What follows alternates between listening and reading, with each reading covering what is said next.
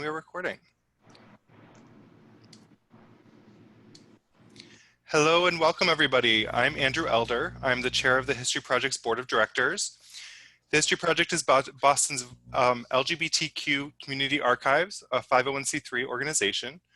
We're volunteer driven and dedicated to documenting, preserving, and sharing LGBTQ history. I'm pleased to invite you to our digital Out of the Archive series. Tonight, our executive director, Joan Ilacqua, will share a history of pride in Boston with a focus on LGBTQ, Black, Indigenous, people of color communities and organizations. So while we're still socially distancing, the History Project has launched hashtag Queer Archives at Home, a crowdsourced digital archives of pictures, videos, and stories, a space where we in the LGBTQ community can come together during this time through sharing our personal history. So here's your assignment for that. Look through your books, your boxes, closets, drawers, and bags. What do you have with you right now that tells a little part of the many stories of LGBTQ history? Please snap a photo and add your story to this collection. We'll add a link to this project in the chat, and you can learn more at historyproject.org. Tonight, through Eventbrite, we've raised funds for 3 organizations that support queer, Indigenous, people of color communities. Those organizations are Violence in Boston Incorporated, the Freedom Fund, and the Massachusetts Bail Fund. We'll put links to all those organizations in the chat so you can make additional donations and learn about their work. The History Project is also fundraising to support our mission. So if you'd like to support our work documenting, preserving, and sharing Boston's LGBTQ history, please visit our website or our new online store. And without further ado, here's Joan Ilacqua. So I'll introduce Joan and then we'll get right into the presentation. So Joan has been with the History Project since 2013 and has served as executive director since this January.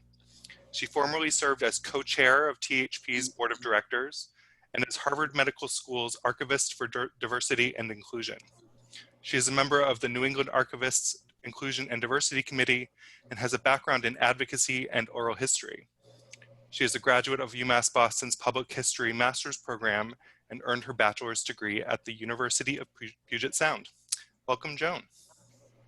Thank you. Hello, everyone. So I am sharing my slides. Hopefully this works. And I'm putting my notes in front of me so that it looks like I'm looking at all of you. Thank you for having me, Andrew. Thank you for that lovely introduction.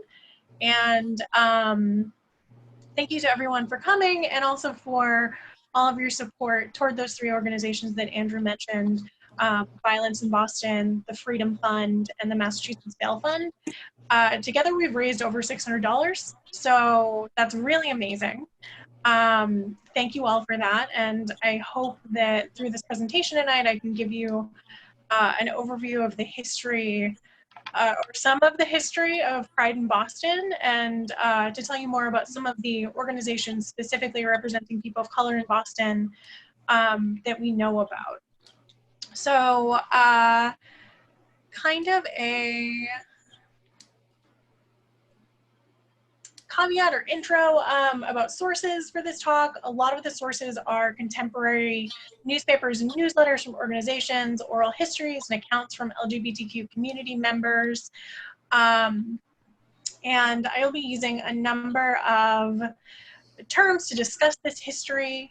I tend to use queer, although when we're talking about 1969 or 1970 or the 80s or even the 90s, people might not have called themselves queer.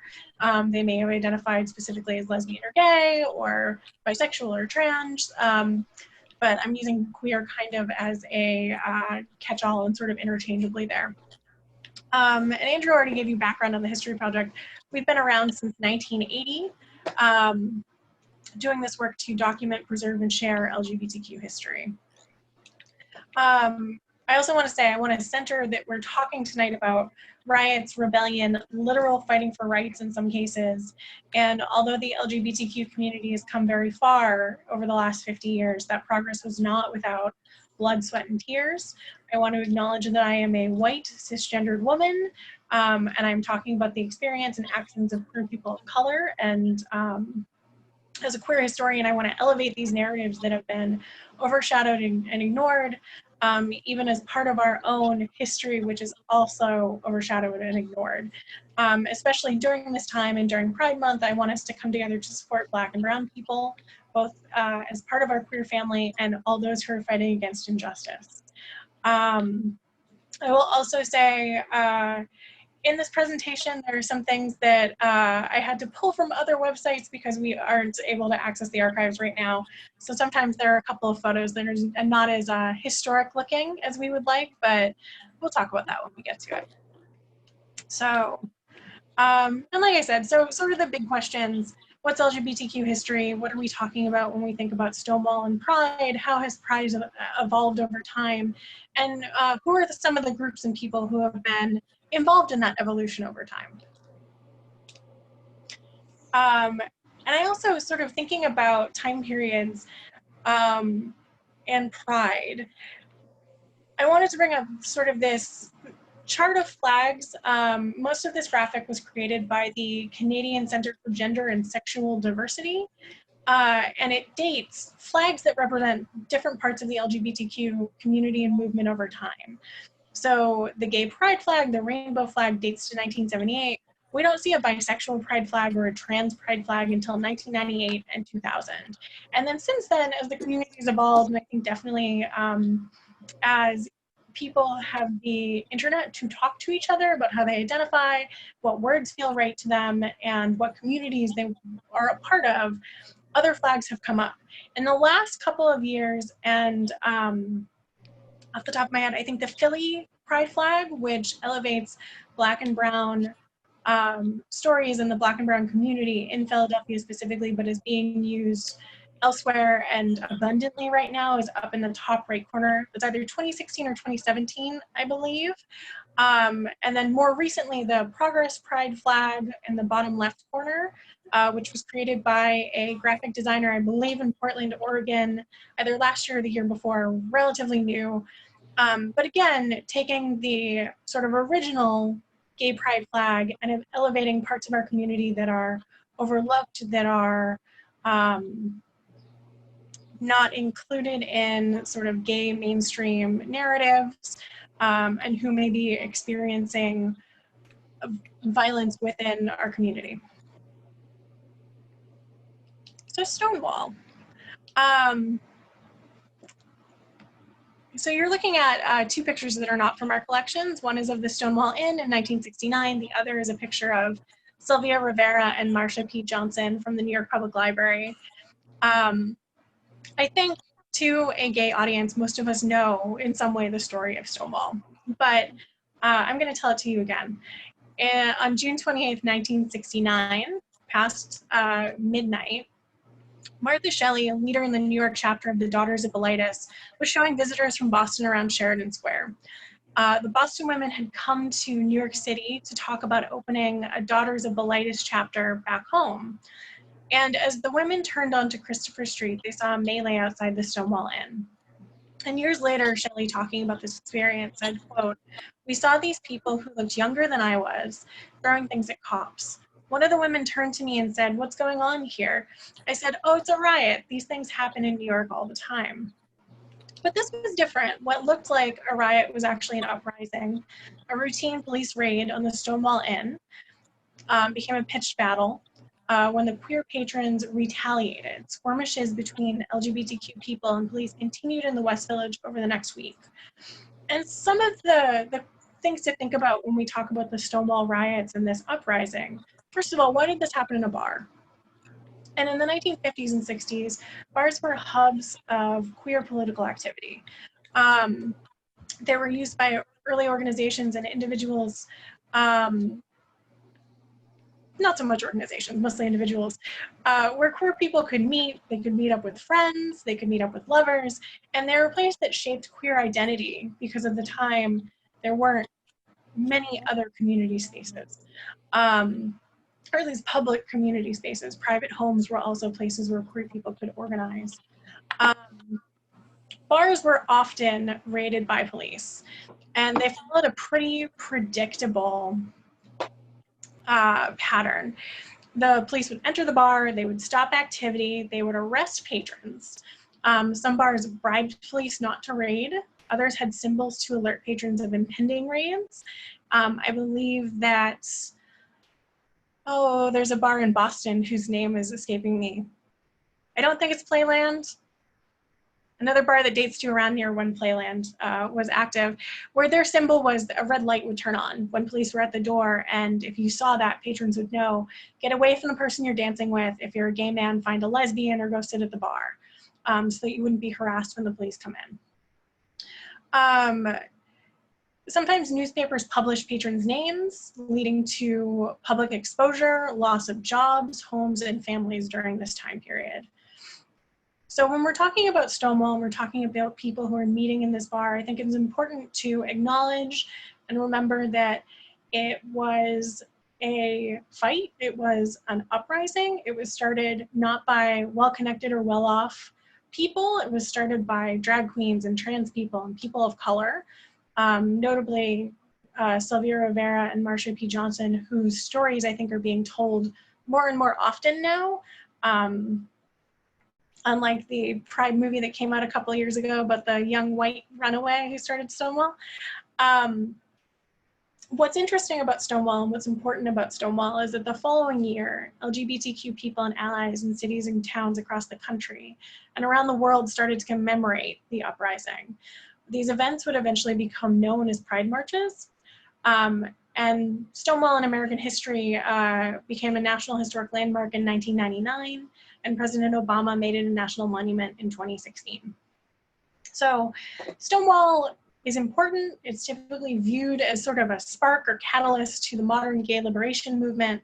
It's not the first uprising or riot. There were other bars and protests that occurred earlier in New York City and in San Francisco and Los Angeles. But Stonewall was the first to spur a nationally coordinated commemoration, which indicated the strength of the growing LGBTQ movement in America and abroad. So Stonewall is why we have Pride. And in Boston, we began Pride commemorations in 1970. And the first were, the first Pride commemorations were organized by some local organizations in Boston, two of which are the Mattachine Society and the Daughters of Bilitis. So Mattachine Society, where we have an image of Prescott Townsend and an arrest record of Prescott Townsend, I believe, on the right. They were established in Los Angeles in 1950 by Harry Hay. And the name was inspired by medieval French mass groups who would meet secretly and through their anonymity criticize ruling monarchs. I've been told colloquially that they chose Mattachine because it sounds fancy. It sounds like, you know, a secret society kind of name. I'm not sure where Mattachine comes from. But in Boston, the Boston chapter of the Mattachine Society began meeting at the Parker House in 1957. They were established by Boston Brahmin Prescott Townsend, and the Mattachine Society had a relatively, what we would now probably consider a conservative mission. They were concerned with unifying homosexuals, education about homosexuality, and assisting oppressed homosexuals. Later on, that mission was met with resistance from gay people who wanted more confrontational protest than Mattachine was comfortable with. Prescott Townsend even went on to establish a new society called the Demophile Society after he met with resistance to his political activism from the larger Mattachine community. So Townsend is fascinating if you haven't heard about him before. He was born into a prestigious Boston Brahmin family in 1894. He attended Harvard, he served in the Navy in World War I, and he bankrolled artists and actors in Provincetown. During World War II, Townsend worked at a Fall River shipyard where he was charged with committing a, quote, unnatural and lascivious act with another man. He spent 18 months in prison on Deer Island for refusing to pay the $15 fee. And this time in prison is cited as the impetus for his later organizing and activism. After his incarceration, Townsend was shunned from polite society. His name was literally stricken from the Boston and New York social registers. So he's one of these people who was openly gay for his time. and afforded some rights because of his privilege as a Boston Brahmin. At one point in 1959, he testified at the Massachusetts State House for a gay rights bill. As a Boston Brahmin, even as a shunned Boston Brahmin, he was politely received but swiftly dismissed. He spent the rest of his life as an activist and organizer of gay men, and he supported the gay liberation movement. It's been said that he paid for the printing of the first Christopher Street Liberation commemoration flyers, which I'll show you in a moment. The other Boston organization I wanted to talk about was the Daughters of Bilitis. Boston chapter was founded in 1969. Early leaders included Lois Johnson, Sherry Barden, and Laura McBurry. And it started primarily as a private social group for lesbians focused on the integration of the lesbian into mainstream society. And so again, kind of like Mattachine, there's a debate over what is the purpose of this organization and what is the mission of the group. And ultimately, the Daughters of Bilitis decided that they would focus on personal and social support for lesbians, education of the public on lesbianism, and lobbying to reform laws limiting the rights of lesbians. And over time, similarly with Mattachine, more politically active lesbians left to create or join more radical or activist-oriented organizations. Daughters of Bilitis in Boston, the Boston chapter, became the longest running chapter. They maintained an office in Cambridge until the early 2000s. And so these two organizations, along with a few others, created what was called the Homophile Coordinating Council of Boston, which put on the first Christopher Street Liberation commemoration in 1970. So these are flyers from the History Project's collection. That are from basically commemorations in 1970 and 1971. And so Boston's first commemoration was essentially a week of seminars and gatherings, but they didn't march. So technically the first Gay Pride March in Boston is 1971. So we're on that 70-year anniversary this year, or 50, I can't do math, 50-year anniversary this year through next year, really. So the first official Gay Pride March was held on Saturday, June 26, 1971. It was distinctly political, and it was preceded by a full week of workshops on various issues affecting the emerging gay community. And the flyer that you're seeing up here, the one in blue, was passed from friend to friend, as well as through the newsletters of the few lesbian and gay organizations. And to quote the flyer itself, quote, 2 years ago on June 27th, homosexuals in New York City for the first time refused oppression as usual. They stood up when the Stonewall Bar on Christopher Street was raided. We and others across the nation commemorate that event this June. We celebrate the awakening of vigorous gay pride and self-respect.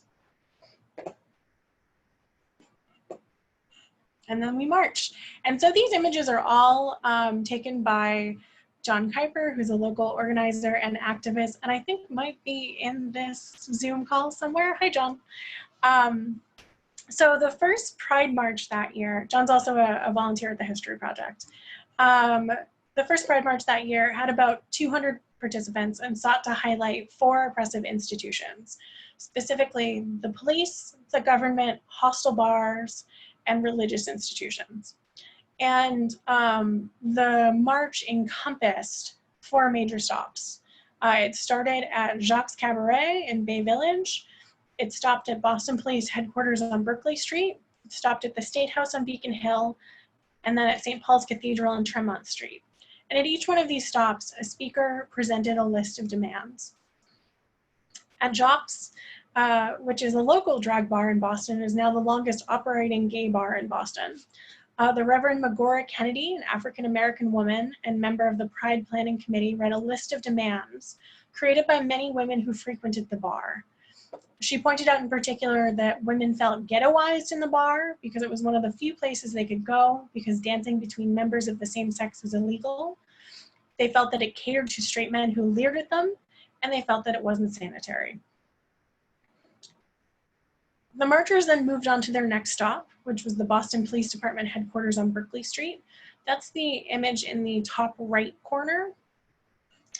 At the police station, the marchers read a list of demands that included 1, that all entrapment cases cease, 2, that vague laws, such as those against loitering, disorderly conduct, and lewd and lascivious behavior not be used to harass homosexuals, 3, that the police provide protection rather than harassment in areas around gay bars, and 4, that the police meet with representatives of the homophile organizations to facilitate communication and implement the above demands.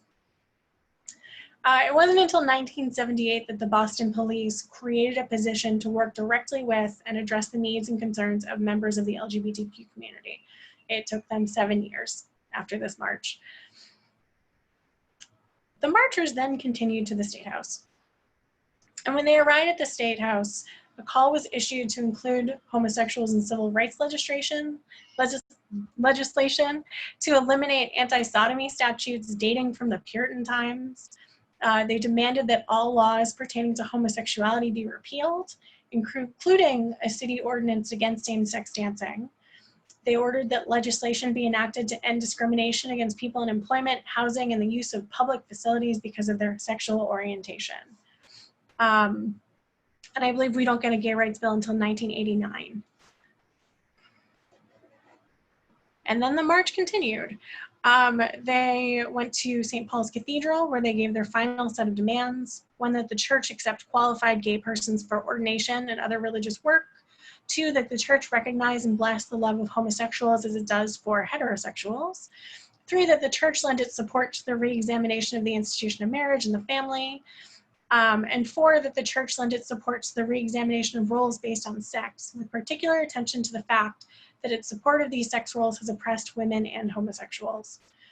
The march ended on Boston Common at the Parkman Bandstand, and a closet smashing and book dumping took place, where a cardboard closet was ripped apart and thrown in a trash can, along with cardboard signs of infamous books by psychiatrists. So that's the first Pride. I think most of us here have gone to a few Prides, and the question I want to think about now is, how do we go from closet smashing and reading lists of demands to what we have now, which involves corporate sponsors and politicians and school groups and a lot of people who are involved with Pride now. And I want to acknowledge in talking about some of the groups that I'm going to talk about now, that the LGBTQ movement and community is not one movement. It's not one, it really is not one singular homogenous community. There is not one singular goal of this community because it is incredibly diverse. And I think this march, this first march, points that out really succinctly. You can see people who are concerned with religion, who are concerned with police, who are concerned with legality of gay relationships, who are thinking about homosexuality being considered a mental disorder at this time. Groups are thinking about, how do you accept yourself in a heteropatriarchal society? Over time, basically Pride being a place where these issues and these questions start to play out. So I'm going to point out some moments that are fun, some organizations that I think are important to talk about, and then we'll have some time for some questions and some reflections. So this is the lavender rhino. I like to bring the lavender rhino up, especially after looking at all of the Pride flags, because I love the story of the lavender rhino. But so this is Pride 1974 and 1976 are these images.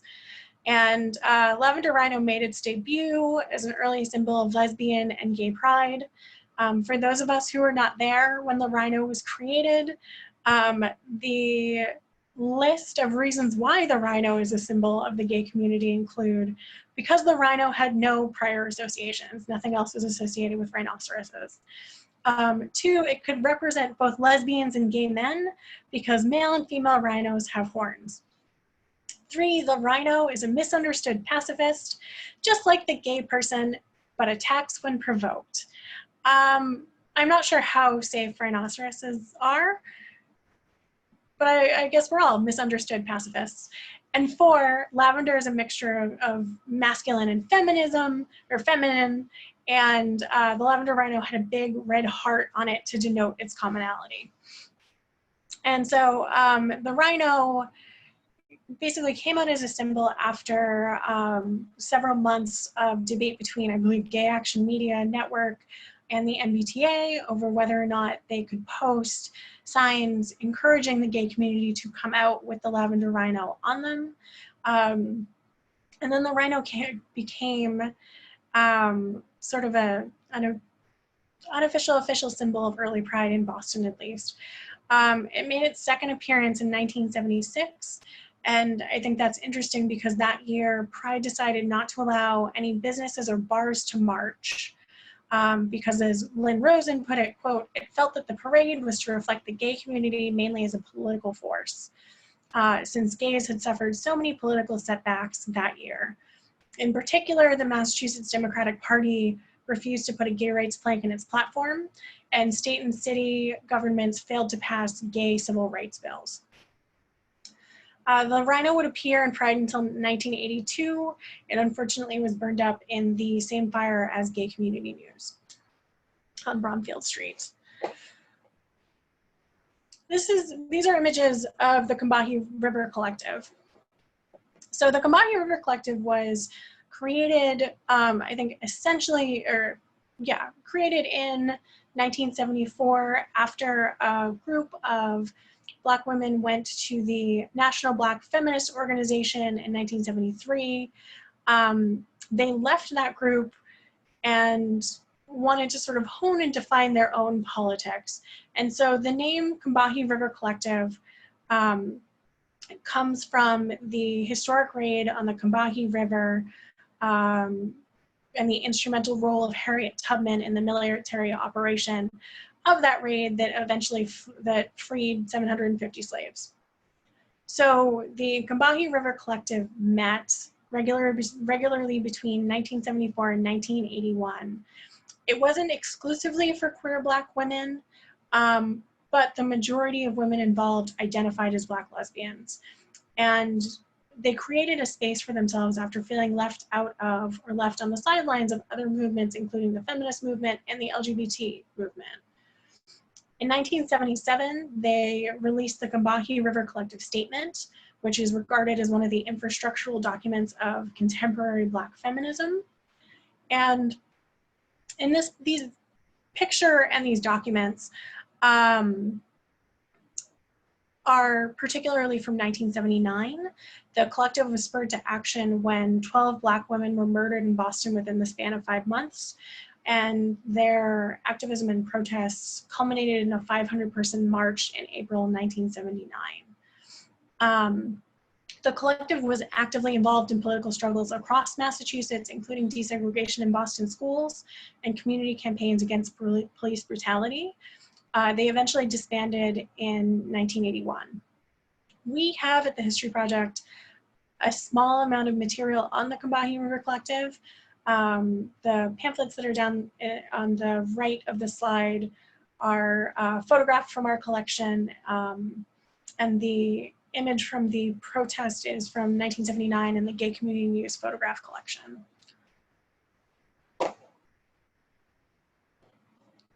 So this is Charlie Shively. And sort of thinking in terms of chronology, the Combahee River Collective was created before 1977, but we're going to talk about Pride 1977.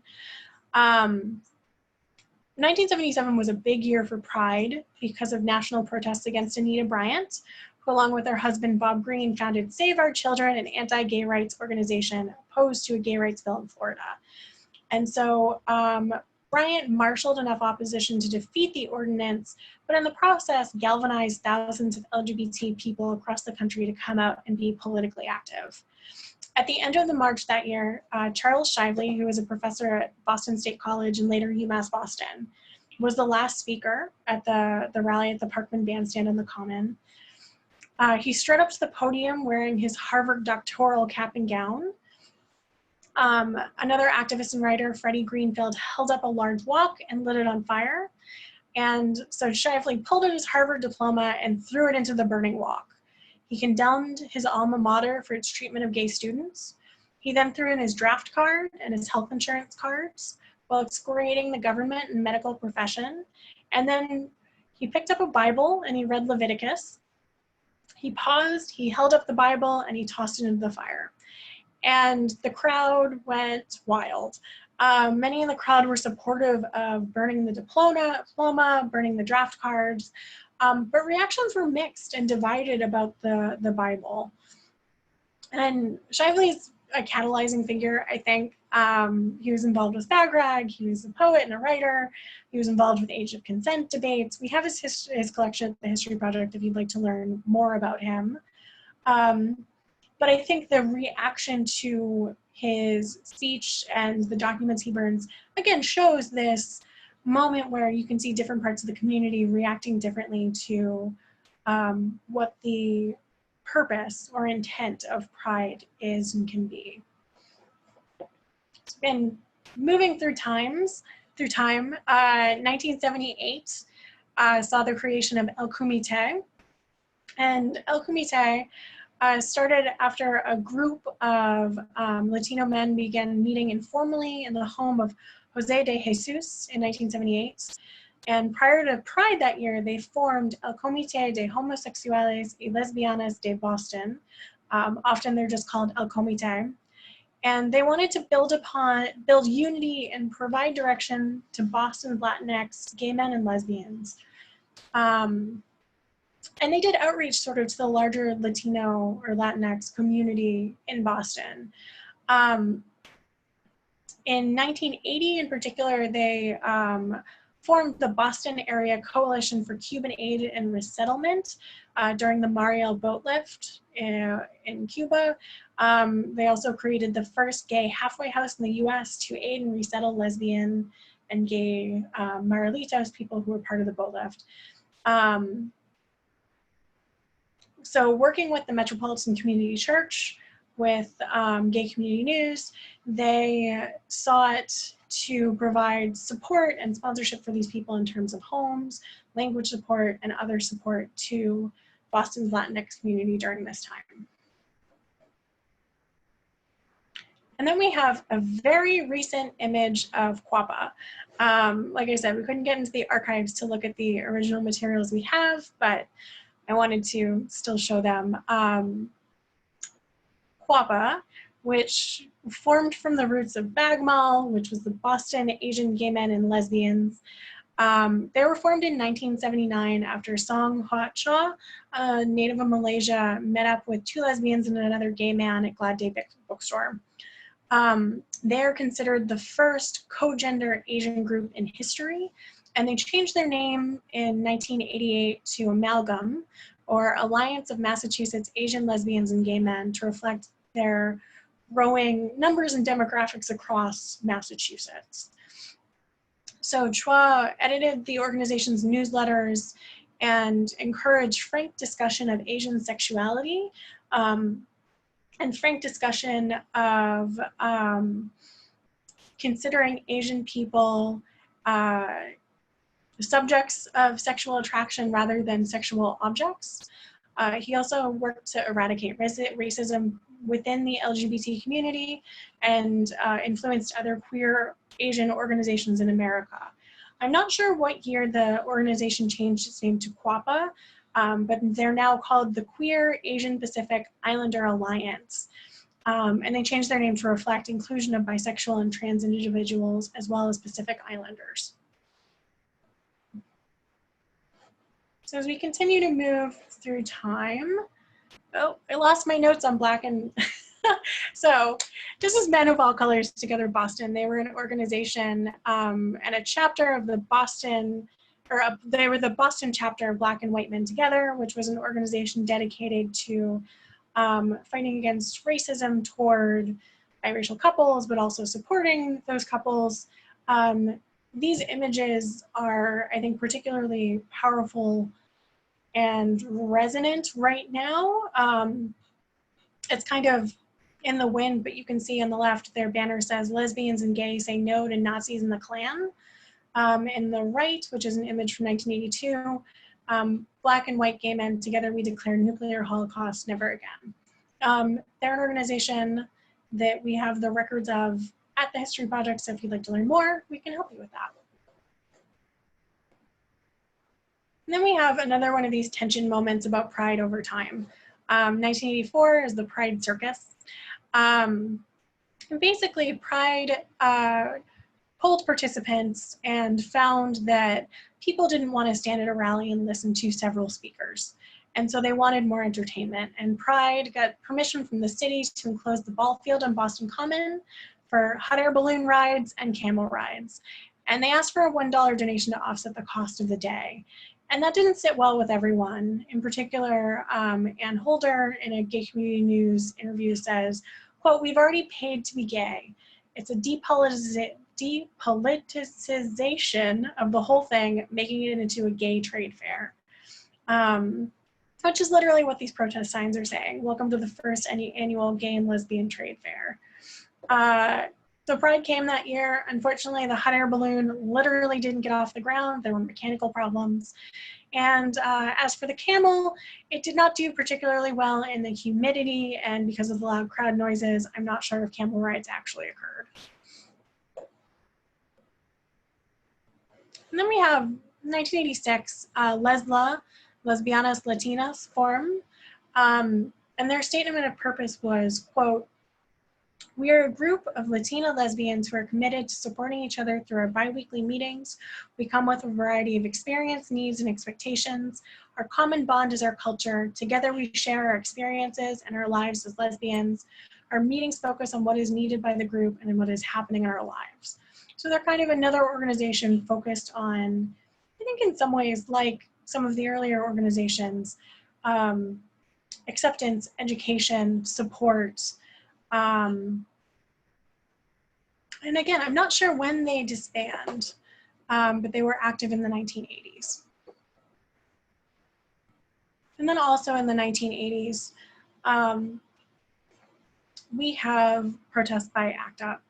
So ACT UP, the Boston chapter of the AIDS Coalition to Unleash Power, was founded in 1987 to rally support for AIDS treatment, education, and prevention. By this point, the AIDS epidemic had been going on for several years, and ACT UP did not shy away from loudly demonstrating to bring attention to the impacts of the disease and to bring about change. Their motto is "Silence equals death." So in the top right corner, which I believe is a Marilyn Humphreys photo, is basically an image of ACT UP Boston staging a die-in outside of Mass General Hospital in 1988. They were demanding that the hospital use aerosolized pentamidine to treat pneumonia in AIDS patients. The protesters chanted, "ACT UP, fight back, get treatment," while members dropped to the ground and their bodies were outlined in chalk on the sidewalk. This is an organization that was still active, but was focused on direct protest, on civil disobedience, and on loudly protesting for attention. You can see on the left, they did a protest that was called Death by Red Tape, where they stood outside of an insurance company, I believed, and wrapped each other up in red tape and fell to the ground to symbolize the number of people who were dying without treatment because of bureaucracy. For Pride particularly, in 1988, they marched with a black coffin and black balloons to symbolize the many people who had died during the epidemic. At the Pride Festival, they held a fundraiser where participants paid $1 to throw an egg at a picture of Governor Michael Dukakis. And they blamed Dukakis for not adequately funding AIDS treatment or research. And Dukakis was also under fire for disallowing gay people to be foster parents in Massachusetts at the time. The same year, the Names Project displayed the AIDS memorial quilt at Boston Park Plaza Hotel. So this is images of, whoa, we don't need the lesbians yet. So these are images of Club Antorcha, who were founded in 1989. Initially, they were called Latinos Unidos, and they were founded from a focus group and survey conducted by Orlando Del Valle about Latino men's health that was sponsored by the Latino Health Institute. And so Club Antorcha provided a social network to develop the extended family bond and expand the visibility of Latino gay men in Boston. And I was reading about this earlier. I don't think that there was a Latin gay night in Boston until 1990. The motto of Club Antorcha is, quote, illuminating our history, lighting the present, a beacon into the future. And so some of its founders are Orlando Del Valle, who I believe is in this picture, dressed in the Tutti Frutti dress, as Andrew nods at me. Wilfredo Escobar, Fernando Miranda, and William Velez. Jose de Jesus, who you might remember was a co-founder of El Comité, was an original member. And the organization was around for a couple of years. They ended in 1992. And so we know about them. Some of these photos, like I said, or like I didn't say, one of these photos, the one on the top right, is from our Gay Community News photograph collection. The one on the bottom left is part of the History Project collections. And then to get us back to sort of Pride, let's talk about the Lesbian Avengers. So the Lesbian Avengers were another direct action, civil disobedience protest organization. They were heavily involved in DYKE March, which continues on to this day. And DYKE March traditions began in 1993 in Washington, D.C. And then independent DYKE March sprang up around the country. DYKE March continues and usually takes place the night before Pride in Boston. And DYKE March is committed to a non-commercial, intersectional, fundamentally grassroots, and inclusive Pride celebration. In 1995, DYKE March began in Roxbury as a separate event and then merged with Boston Pride, and then started doing their independent Prides the next year. In 1996, a group of lesbian Avengers marched next to the float in the annual Pride Parade with a mattress, on top of which 2 women simulated sex acts. Also nearby, an unknown man on stilts marched alongside the parade, flashing his genitals at the crowd. And while many onlookers took these stunts in stride, Mayor Tom Menino, who regularly marched in Pride, was not amused. Neither were some people who spoke out in gay press throughout the summer in op-eds and editorials about these acts and what it meant for the image of Boston's gay community. So these incidents are labeled quote unquote bedgates and man on stilts. Like I said, they were discussed all summer. We still talk about them now. And it's another one of those moments of, is Pride at this point a celebration? Is it still a march? And what are we reflecting to the world by marching in Pride and how? Now I'm going to jump forward about 15 years. And I wanted to bring up some organizations that are active or recently active in Boston, one of which is If You Can Feel It, You Can Speak It, which was created in 2009. If You Can Feel It, You Can Speak It is a queer, person of color, or people of color open mic night. And it's centered around the stories of Boston's Black lesbian community. I think it's more Boston's queer community. My sources might be a little out of date. Jadi, who's pictured on the right, has come to talk at the History Project about creating If You Can Feel It, You Can Speak It. And what started as a tiny event in a bar on Dot Ave is now this huge open mic night that takes place in Jamaica Plain. They're, quote, the only monthly open mic dedicated to the LGBTQI community of color and its allies. While we are social distancing, I believe that they've been doing open mic nights digitally, and they're really an example of an organization that was created because their founder didn't feel supported or welcome in other spaces, and so she made one for herself and invited the community in. And then another pretty recent organization that I am not sure is still active is the Hispanic Black Gay Coalition. We have the records of the Hispanic Black Gay Coalition when Cory Yarborough stepped down as executive director. He donated the records to us and they were still active, but I'm not sure if they're active now. They also were founded in 2009 And their mission was to inspire and empower Latinx, Hispanic, and Black LGBTQ individuals to improve their livelihood through activism, education, community outreach, and counseling. So they did things like the New Leaders Institute, which supported LGBTQ youth of color. I know they're involved in HIV and AIDS testing initiatives in Boston. But they are another example. Corey and Quincy Roberts, his partner, have also spoke at the History Project about basically feeling excluded from other queer spaces and creating a space themselves in an organization that they felt was necessary here. And I've noticed my time. I only have 2 more slides. So this is Pride 2015.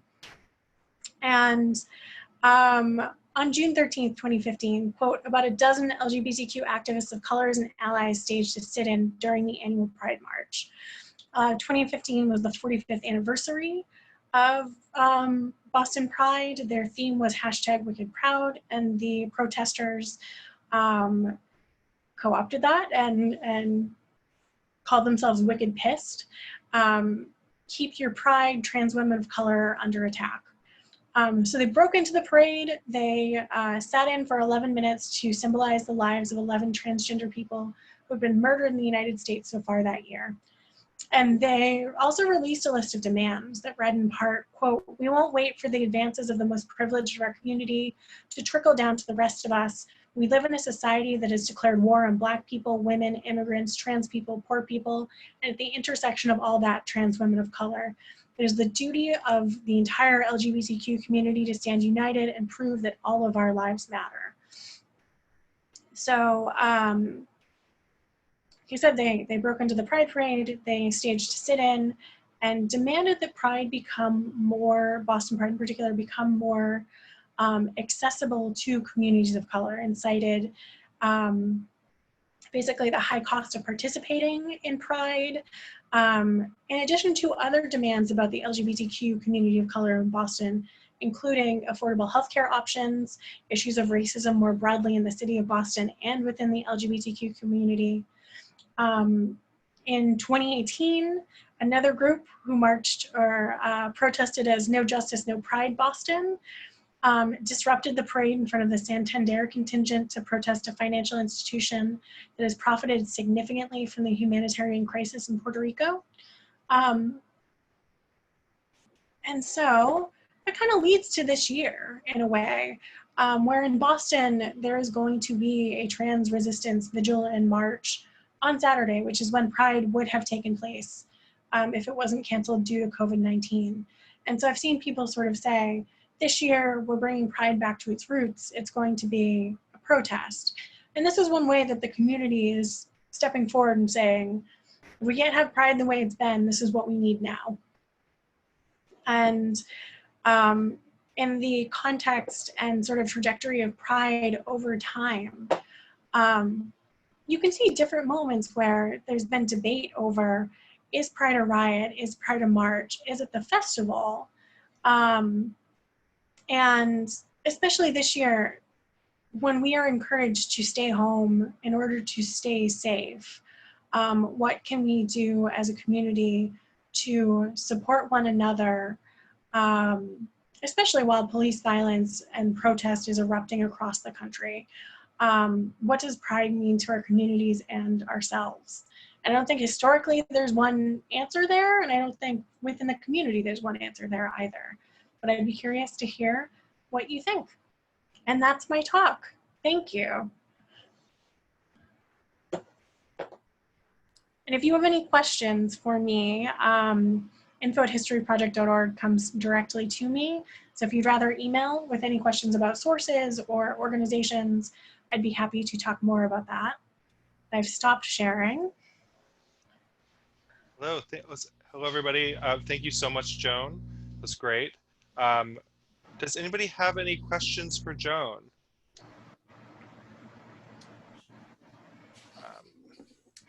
I saw one, there were a couple as we were going through, so I just want to grab that one again. Please use the hand raise or put your question in the chat. Yeah, I see D has his hand raised. Oh, D. Oh, that is, okay. Yes, D.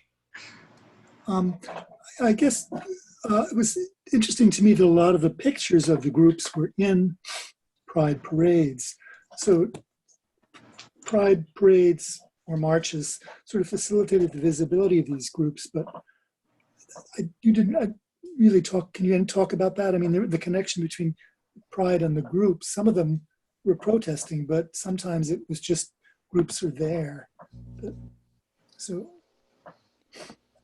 No, I think absolutely. And I think part of why most of the images I show are pictures of organizations marching in Pride is that most of the images come from the Gay Community News organizational photos and Pride photo collection, which while we have been unable to access the archives in person is what I can get my hands on digitally.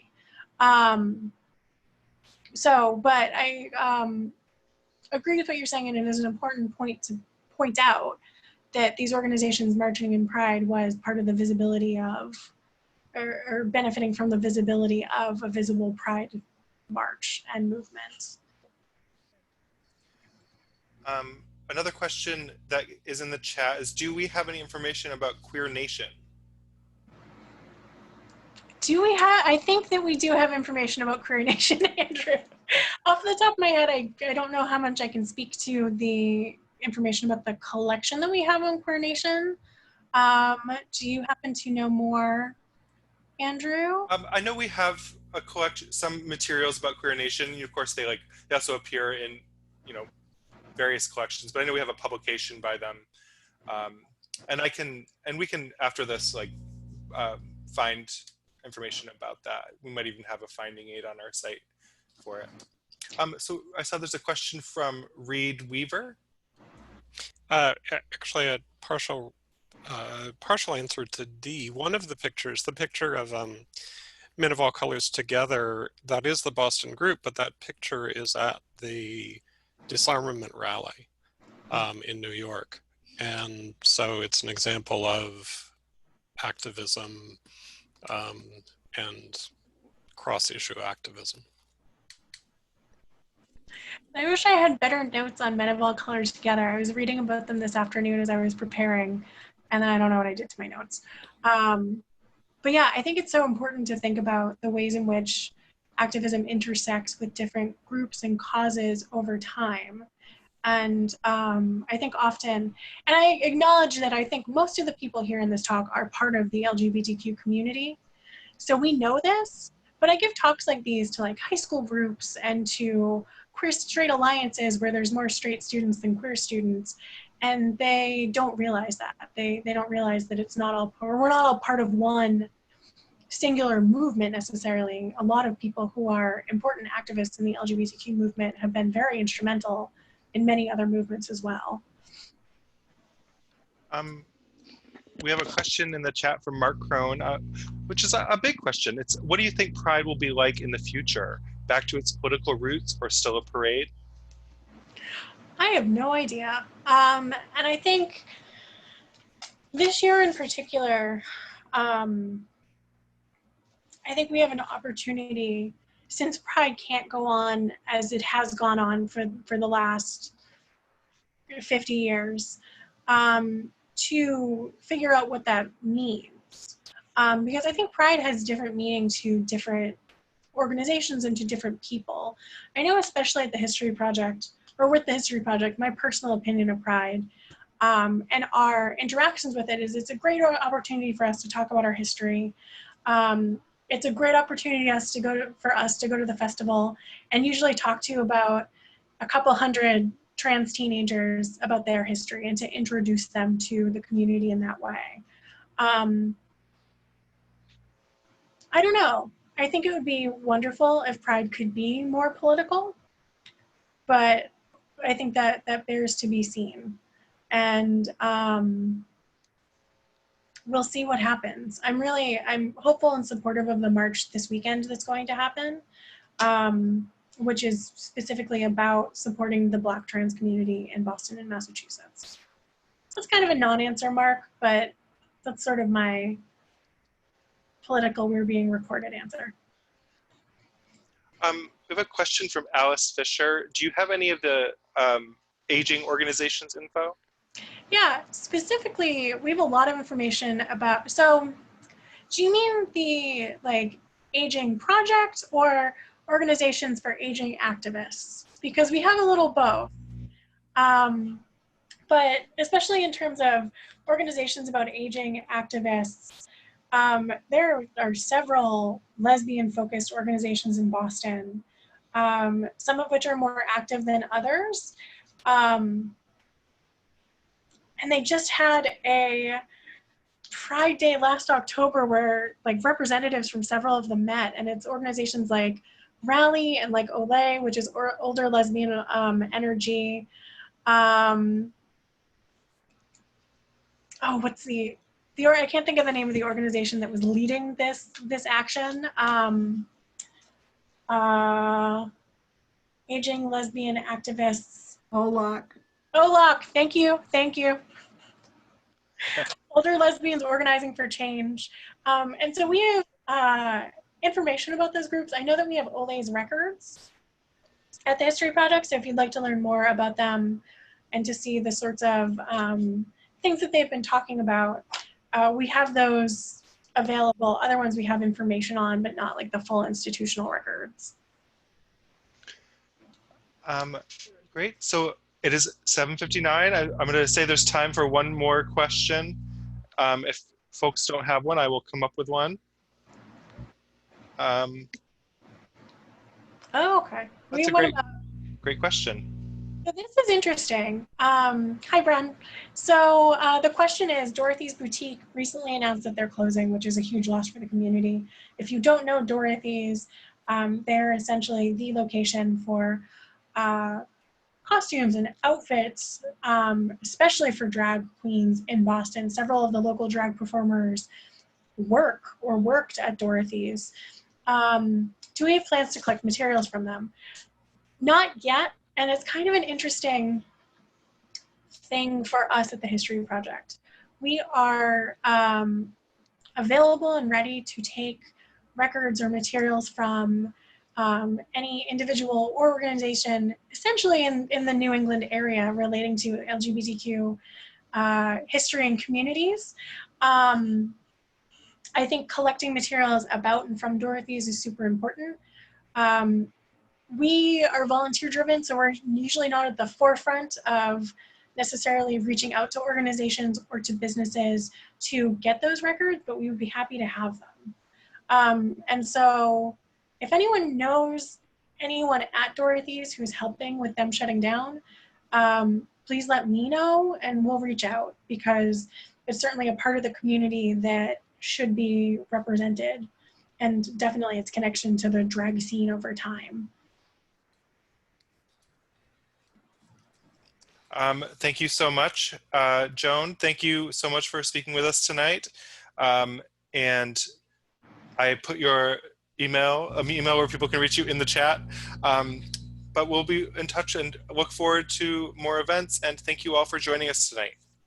Yeah, thank you. And thank you specifically for your support of Violence in Boston, for the Freedom Fund, and for the Mass Bail Fund. Like I said, last I checked, Andrew put more links up there. We had raised over $650, which is tremendous. So I hope the presentation was worth it. Great, Joan. Thank you. So thank you all so much for coming. Thank you, everybody. Have a wonderful evening. Now I see my sister's cat.